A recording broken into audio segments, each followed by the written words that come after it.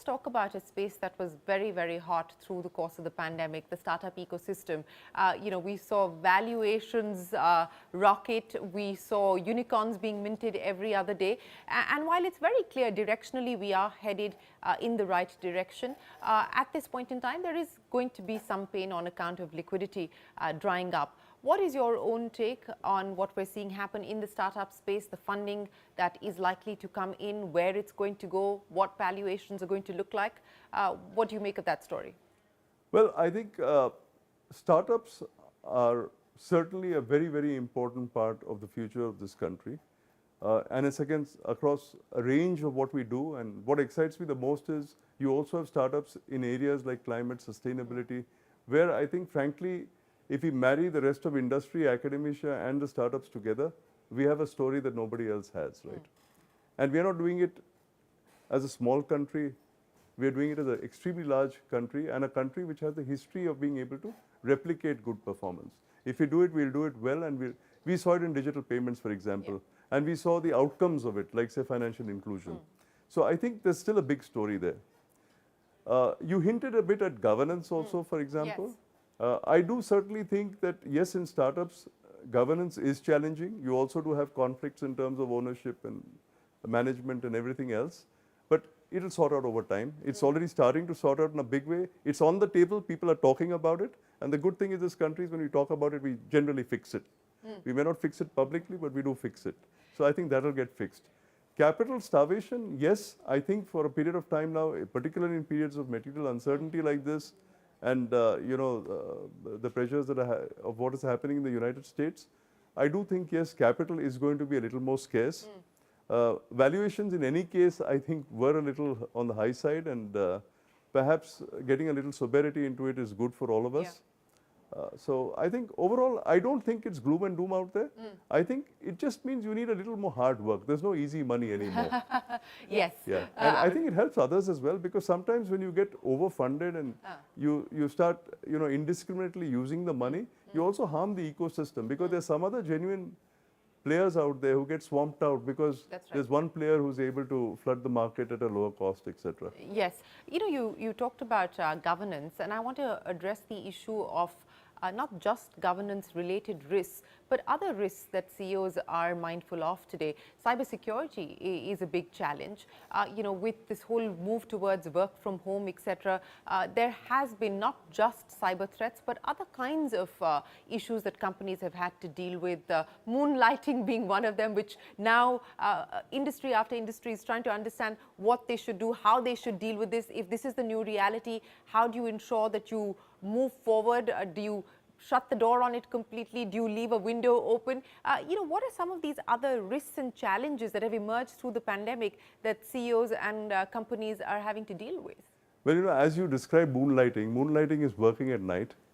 I think a lot of people have been sunbathing. They've been doing it in the daytime as well. They've been working at more than one company. I think it's an ethical piece of it. It's a confidentiality, data privacy, and everything else that kicks in. But it's also a new reality. We cannot expect that the workforce of the future is going to be, it's going to be more about jobs, it's going to be less about employment. And it's something we've got to deal with. Similarly, when you look at hybrid working, it's here to stay. I mean, we keep humoring ourselves by saying we look at it 2 years at a time. But I think some things, you get hardwired, it's become a habit. I mean, I think our brains are now thinking in terms of the fact that if I come to work 3 days a week, it's a good thing to do. So I think we have to get that piece of it sort of institutionalized. That will happen. Sorry, I missed the other piece of what you said. No, I'm saying that the key risks, whether it's cyber or... Now, so therefore, one side of it is that it's basically working from home and the nature of how you deliver that work. We stress more in terms of how you work, the workforce. We are talking less about the workplace. I genuinely think that one of the greatest advantages we've had during the pandemic is automating a lot of processes, looking at processes new and saying, okay, this is the way we used to do it when we had 5 people doing it, but can I do it differently? The second thing is disaggregating it and saying, can I do some of this which is repetitive centrally? Do I really need to do this coming to an office, or is it something that I can do remotely, not even sitting in a tier 1 city, but sitting in tier 2 or tier 3. So all that stuff is also happening at a very good pace. Second piece you talked about was cyber. Cyber, I think, is the risk. One, because digitization is pervasive. It's very deeply embedded in our financial services. If you look at the use of technology, it's there in our tax systems, it's there in our emails and our correspondence and everything else. The bigger worry there is, today, the nuclear button is really a cyber button. So when you look at cyber security, it's not just the non-state actors that we've got to look at, we've got to look at the state actors. And we do have a lot of valuable national institutions here. And one can expect that at some point in time when things overflow from a Ukraine crisis or elsewhere, that the cyber button will be pressed. So we should always be cautious in terms of cyber security. It's going to be there to stay with us and haunt us. This again is a bigger challenge for mid-sized business, because for them to articulate what they need to do and invest in what has to be done is harder. And we've got to find platforms on which they can engage on which they can also be supported. Let's talk about the business here in India for Deloitte, and it's been growing substantially. What's the plan like as we close out 2022 in terms of hiring, in terms of growth? Well, happy to say that if I look at the overall footprint of Deloitte in India, as of this week, we've crossed 100,000 people in India. That's true to what my global CEO, Puneet, was always expressing, that he had committed 125,000 people in India. We're nearing that goal. I don't see a slowdown or let up in getting to that goal, and we will be there very soon. Within the Indian practice itself, in terms of all the organizations in India, I think that growth has been consistently good.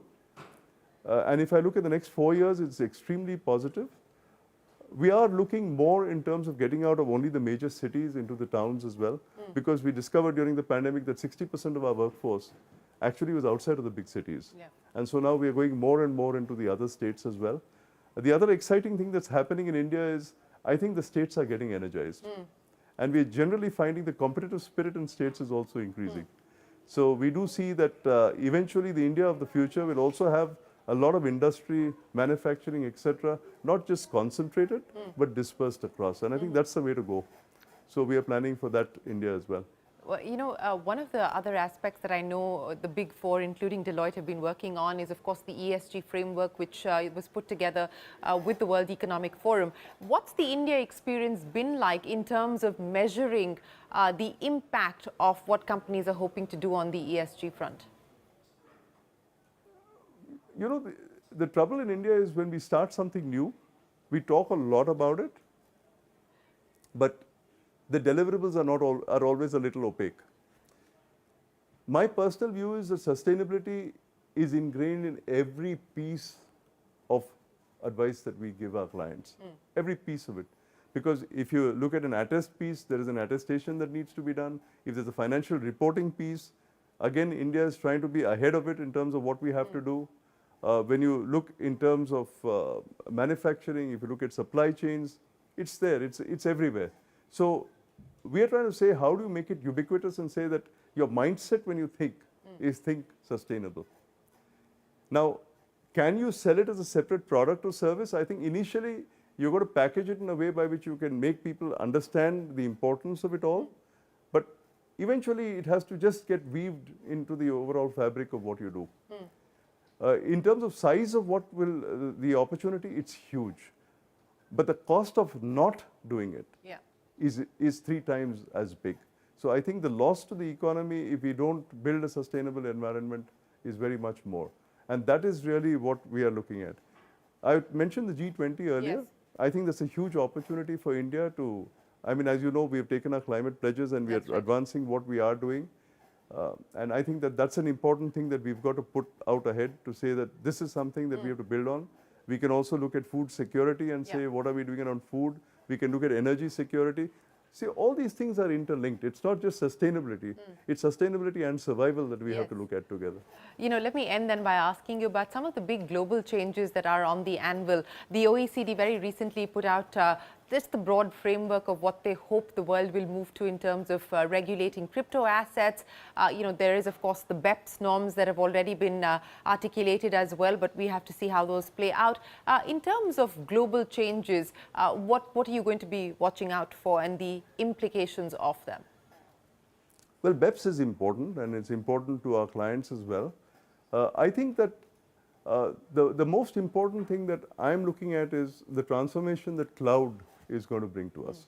Because I really think that people underestimated the power of putting things on the cloud. And that transformation, the cloud and digitization are really going to transform the world in which we live. And therefore, when I then look ahead and when people talk about, the other things, the meta and everything else, to say what's going to happen, I've sort of started believing that all of this is really going to happen. So I think being able to look beyond the curve, imagine what the future could be like, and then say, how can you participate as part of that future, also requires a mindset that when you invest, you should also be willing to abandon what you do to adopt something new.